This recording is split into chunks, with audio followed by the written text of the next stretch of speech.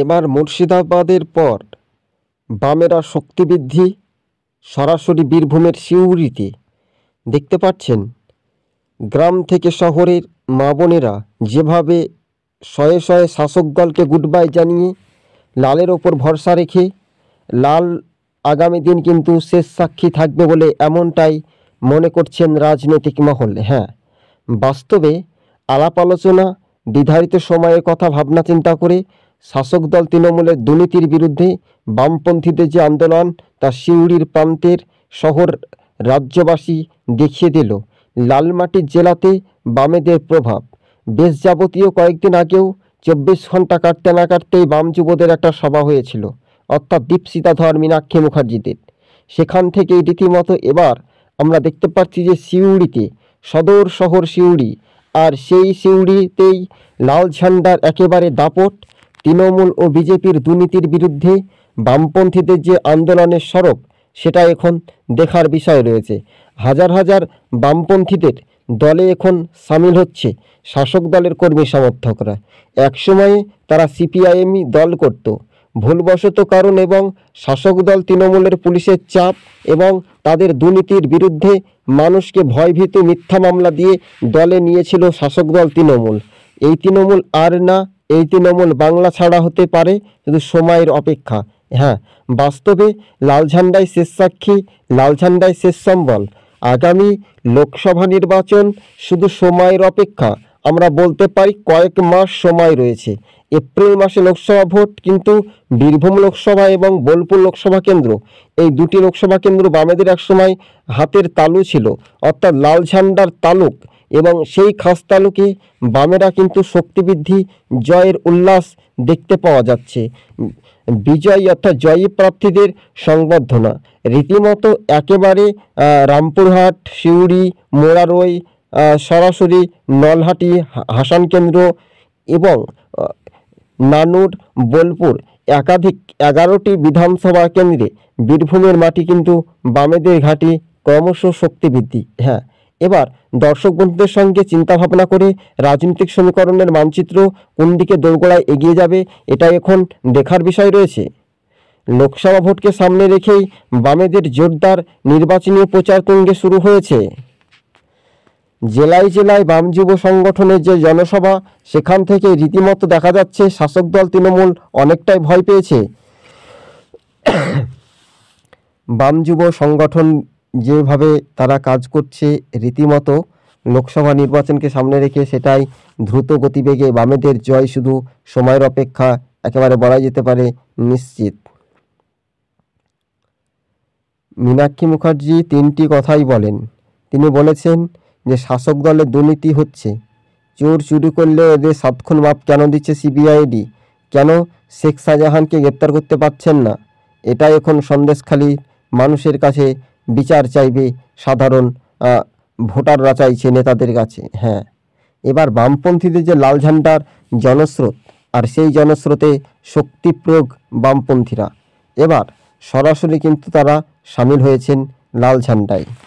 কথাতেই বলে আহারে রাবণ কলা লাগায় আষাঢ় শ্রাবণ। তৃণমূল যেভাবে মানুষের সঙ্গে প্রতারণা করেছে, তৃণমূল যেভাবে মানুষের সঙ্গে টাকা নিয়ে চাকরি দিয়েছে, সেটাই এখন তৃণমূলের নেতা মন্ত্রী বা সাংসদদের পায়ে নিজেরা ব্রেক মারতে শুরু করে দিয়েছে।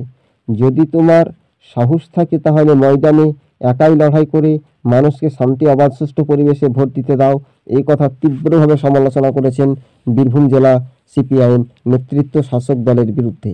হ্যাঁ, এবার মহিলারা বলছে সব হাতে কাজ চাই, রুটি রোজগার নেই, বেকার যুবদের চাকরি নেই, এ রাজ্যে কলকারখানা নেই, শিল্পমন্ত্রী টুকে পাস, মুখ্যমন্ত্রী টাইট পাস, পুলিশ মন্ত্রী কারাবাস। অর্থাৎ এই দেখছেন যে স্লোগান, সেটা কিন্তু বামপন্থীদের ওপর কিন্তু লালের ওপর ভরসা রাখতে সময়ের অপেক্ষা। 2026 বিধানসভা নির্বাচনে বামপন্থীদের ওপর কিন্তু মানুষ ভরসা রাখবে শুধু সময়ের অপেক্ষা। কেননা 2026 সালটা খুবই গুরুত্বপূর্ণ বিধানসভা, এবং 2026 বামেরা কিন্তু নতুন পথ দেখাতে পারবে বাংলাতে, এমনটা আশ্বাস পাচ্ছে। সব জল্পনা কল্পনার অবসান ঘটিয়ে বামেদের লোকসভা নির্বাচন নিয়ে প্রচার তুঙ্গে শুরু করে দিয়েছেন জেলায় জেলায়। এইদিকে আমাদের ক্যামেরায় সবুজবঙ্গ নিউজ সরাসরি প্রতিবেদনটি তুলে ধরছে সেখান থেকেই, অর্থাৎ এই প্রতিবেদনটি বীরভূম জেলার সিউড়ি থেকে। সিউড়ি পৌরসভা এবং একাধিক পৌরসভায় কিন্তু শাসক দলের যে দুর্নীতি, যেখানে বিরোধীরা শান্তি অবাধ সুষ্ঠু পরিবেশে ভোট দিতে পারছে সেখানে জয় হচ্ছে, আর যেখানে ভোট লুট হচ্ছে, সন্ত্রাস হচ্ছে, সেখানে শাসক দলের বাহিনীরা জয় হচ্ছে। তা এটা বিশ্বাস আর অবিশ্বাস, মানুষই শেষ রক্ষা, মানুষই শেষ সম্বল, মানুষই শেষ রক্ষা করতে পারবে বলে এমনটাই মনে করছেন রাজনৈতিক মহল। তবে বাস্তবে রাজনৈতিক সমীকরণের মানচিত্র রূপরেখা আগামী কোন পথে এগিয়ে যাওয়ার একটা সম্ভাবনা বেশি, সেটা এখন দেখার বিষয় রয়েছে। 2024-এর যে লোকসভা ভোট, তার আগে বামেদের একটু হলেও মিচকি হাসি হাসছেন বাম যুবনেত্রী, কেননা লালের উপর একদম ভরসা, আর সেই লাল ঝান্ডায় শেষ সম্বল বা শেষ সাক্ষী রাখার একটা প্রয়োজনীয়তা, কেননা সামনে তো লোকসভা ভোট আর বেশি দিন হাতে সময় নেই। এই রাজ্যেও মানুষ কতটা প্রভাব বা কতটা কাজ পেয়েছে বা কতটা পায়নি তার উপরে কিন্তু এটা একটা নির্ভরশীল করবে। তাছাড়া শাসক দলের যেভাবে দুর্নীতি, সেই দুর্নীতির আড়ালে মানুষ কতটা উজ্জীবিত হচ্ছে তার প্রভাব কিন্তু রাজ্যের মানুষই দিতে চলেছে শাসক দলের বাহিনী রেখে।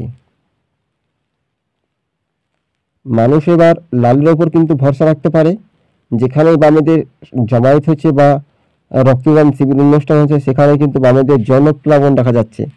তো এই জনপ্লাবন যদি ঠিকঠাক মানুষ ভোট দিতে পারে, যদি ভোট লুট সন্ত্রাস দাপাদাপি মানুষকে মিথ্যা মামলা না দেয়, তাহলে শাসক দল তো কোনো খেল নেই, একেবারে পরাজিত। মানুষই তাদেরকে বিবেচনা করে ভোটে হারিয়ে একেবারে বামপন্থীদের জয়ের বিপুল সংখ্যক মানুষ বামপন্থীদের উপর ভরসা রাখবে। কিন্তু বামেদের যে সংগঠন, সেটা গ্রাম স্তর এবং বুথ স্তরে পৌঁছানোর দায়িত্ব বা পৌঁছাতে পারবে, তো এটা এখন মনে করছেন বিশেষজ্ঞ রাজনৈতিক মহল।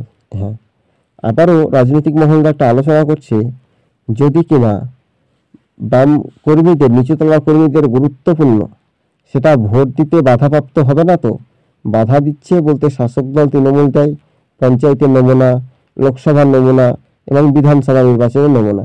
আপনাদের পরপর 4টা এবং পৌরসভাতে তো হয়েছেই, পঞ্চায়েত ভোটে তো ভোট চুরি হয়েছে। সেক্ষেত্রে এই নমুনাগুলো কিন্তু বামপন্থীদের, নিচুতলার কর্মীদের কতটা বিশ্বাসের প্রয়োজনীয়তা হবে, এটা এখন দেখার বিষয়। বীরভূমের জনপ্লাবন, বামেদের ঘরের ছেলে ঘরে ফিরে নতুন চমক। মীনাক্ষী